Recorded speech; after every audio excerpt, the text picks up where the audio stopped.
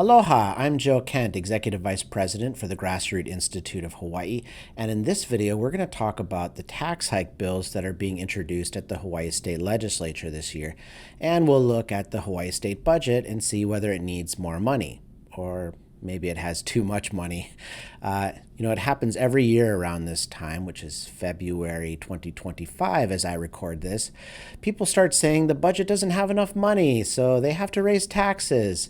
But is that really the case? Well, I read the state budget, and no, the budget is fine. I mean, anyone who looks at the budget, and you can too if you go to just Google Hawaii state budget or something, and you'll see that at the bottom line, there is plenty of money in the rainy day funds, $1 billion left over after all the spending plans have gone through, and plus $1 billion in reserves.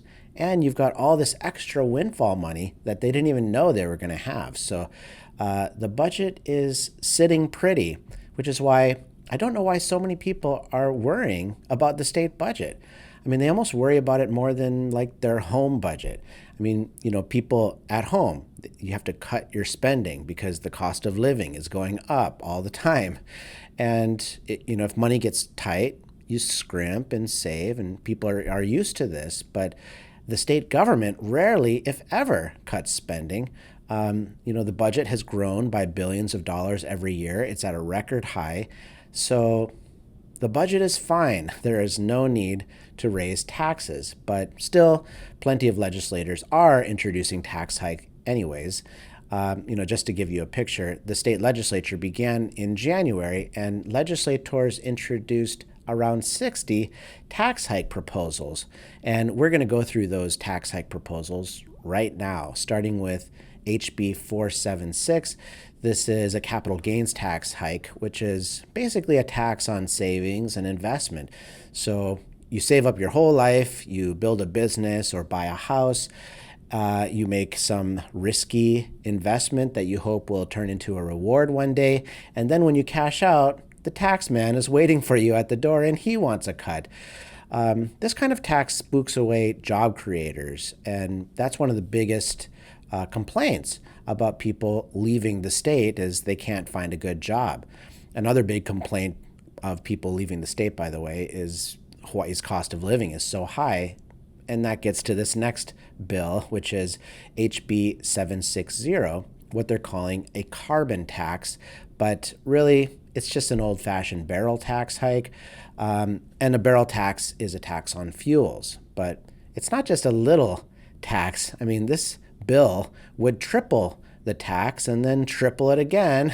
And, it seems like this is something that's taxed on barrels. Only barrels have to pay this, or carbon has to pay this. But really, it's you that has to pay this in the form of a higher cost of living. Now, they try to mitigate against that by giving everyone a little tax credit with this bill. But be careful when the tax man gives you money with one hand, because he's taking money with the other. And usually it's more money in the form of fuel and transportation and increased energy costs and everything else. So watch out for that one.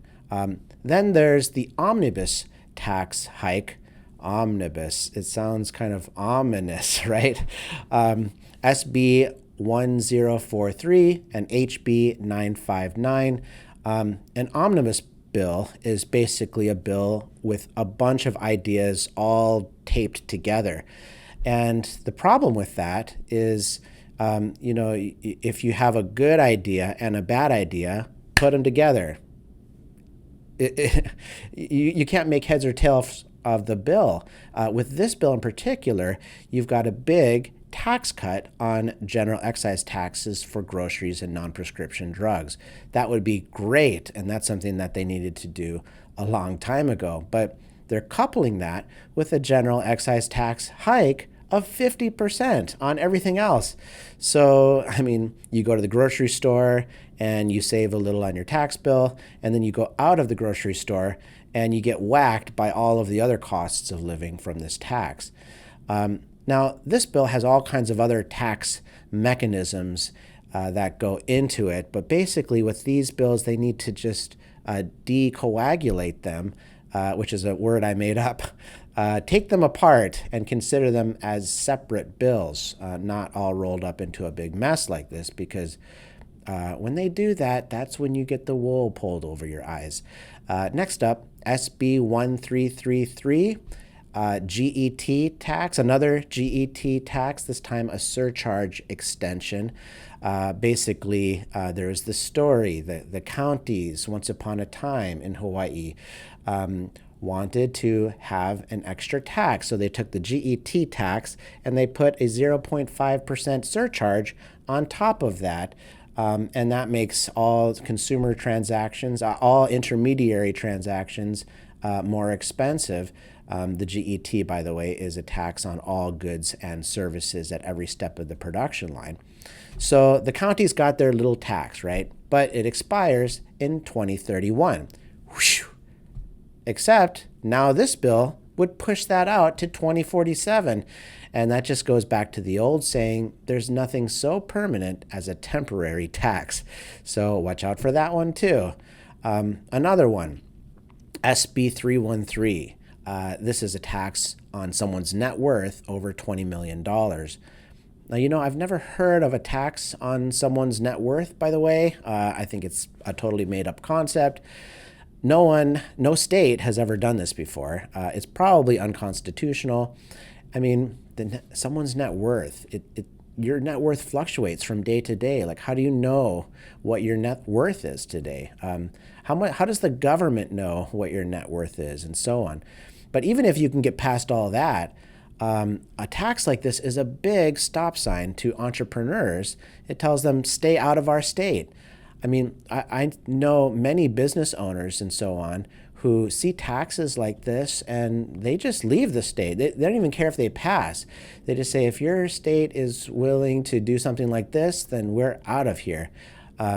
So this is something that seems like it hurts just one person or a few people, but it ends up hurting everyone else when they can't find jobs or opportunities in the state. Now, that's similar to another concept, HB 604, a 1 percentage point increase in the tourist tax, otherwise known as the transient accommodations tax. So people always say, why don't they just tax tourists? They should pay more, right? Well, Hawaii taxes tourists to the hilt. Hawaii has the highest taxes in the nation on tourists, so this tax would just make tourism more sluggish in Hawaii, and that's connected to all kinds of local jobs. The local job market is sluggish because a lot of tourists have said it's too expensive to go to Hawaii now. So anyways, that's a look at some of the tax bills at the legislature right now. But there are all kinds of other bills, like for housing and healthcare and rebuilding Lahaina and so on. So if you'd like to follow our work, like this video and subscribe to the channel. And also be sure to get on our email list so you can stay updated about all the different policies that affect your life in Hawaii. So thanks so much for watching, and I'll see you in the next video. Aloha.